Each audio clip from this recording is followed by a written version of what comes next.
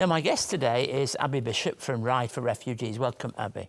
Thank you. It's good to have you on the show. When did it all start? I suppose that's the question I want to ask first. Yep. So Ride for Refugees started in 2009 in Sydney. That was the very first one. So they had 140 riders and they were able to raise $36,000. So, yeah. So how many are involved? So all up, I think we had about 400 riders, maybe a couple of hundred volunteers across all the events. And yeah, that's sort of the numbers that we're looking at. And is the number much higher that you're raising now than that? Yeah, so last year we raised $75,000 and this year we're hoping to raise $85,000. So the question obviously that you want to, where's the money going to? Okay, so yeah, and a lot of people want to know that.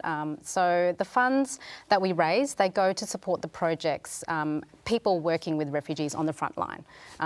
So people in Sydney, so we try and make sure we have local projects with each event, but then also that we partner with other projects overseas, places like Austria, South Sudan. Austria sounds a strange place to be, but it is one of the major places, isn't it? Yeah, so I had the privilege of going to visit Austria a couple of years ago, and I found out that historically Austria was a really welcoming country to refugees. So that was part of their policy as a government. And so they've carried that through.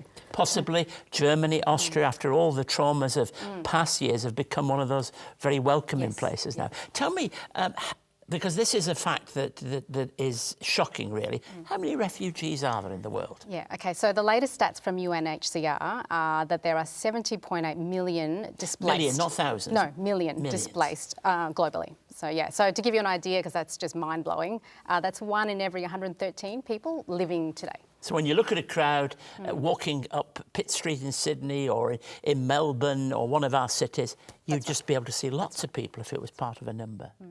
And what is the main cause of people who become refugees? So it's due to persecution, and that might be due to your religion, your race, beliefs, your socioeconomic group, just persecution because of those things that are often out of your control.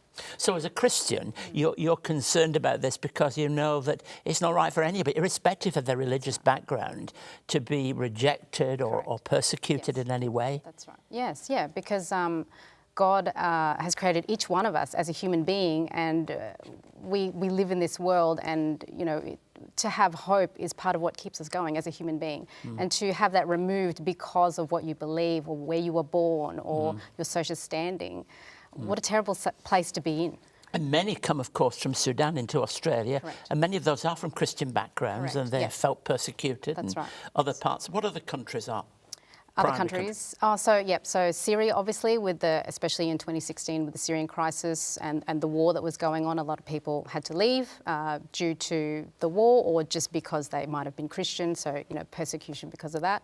South Sudan, the ongoing war that's there, people having to leave because it wasn't safe for their families to stay in that country of their birth. Now, you wouldn't say this, but somebody might say, you know, we shouldn't bother ourselves with this kind of thing. Now, we've got to be gracious and try to persuade people, but what really do we say to somebody who has that attitude? And there will be in Australia many people who say we've got enough problems here at home without getting involved in this. Yeah, and I think personally for me, it is that I live in a country that has so much. God has given me so much, so many resources, gifts and abilities. And there are people on my doorstep that have come from another country, have been given the privilege of living in our country. And for them to be in this culture that is very foreign to them, to exist and start a new life, it's very difficult to do that on your own. And so Sydney Refugee Team, for instance, one of our projects, they walk alongside these families. So they will take them to doctor's appointments. They'll help their kids, enrol them in schools. They'll do simple things like drop a bag of groceries, you know, for people who can't get work because they're not allowed to work. I remember arriving in Australia and finding myself trying to get a driving licence. It was unbelievable, you know. We need just to see this, we just need to see that. Trying to open a bank account. And I thought, and I speak the same language of the majority of people here, and I have a job to go to, all of that. So it must be impossible. Exactly. And I think that's what I love about this, because it is something so simple as I live in this country, I understand all the cultural subtleties, and I can help someone else and walk alongside them and go, these are the cultural things that you may not be aware of. Let me help you walk through this and start a new life. And, you know, yeah. So 2 quick questions. Firstly, is it a sense of call for you? Is it something that you feel God has asked you to do? Definitely. I think and the funny thing is, growing up, I really had nothing to do with refugees where I was living. I didn't really interact with them.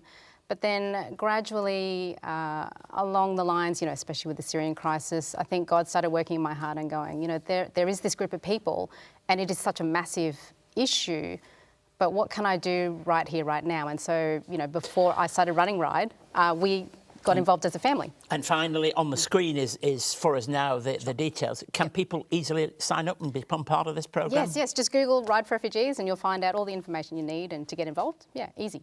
Abby, thanks ever so much for sharing something of your story, your passion, and I hope many people through our Wesley Mission website or going directly to yours will say, this is something I can do. I enjoy my bike, but my bike can be used for other people. Thanks ever so much.